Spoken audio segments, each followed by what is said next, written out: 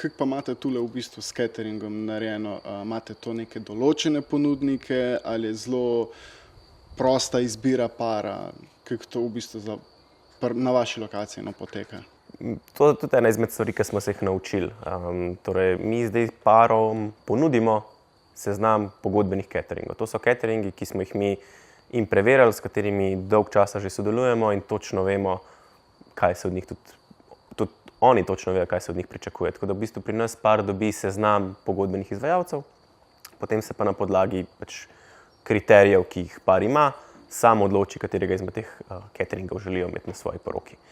Tako da v bistvu ta proces se je v bistvu pokazal za zelo dobrega, ker cateringi, s istimi cateringi delamo v bistvu skozi, non-stop, celo leto, ne?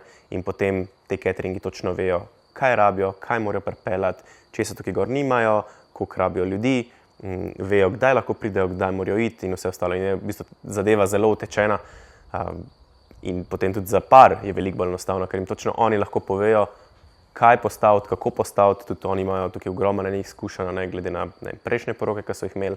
Tako da ta zadeva ful dobro funkcionira, no. Smo tudi mi zelo zadovoljni zdaj s temi našimi pogodbenimi cateringi.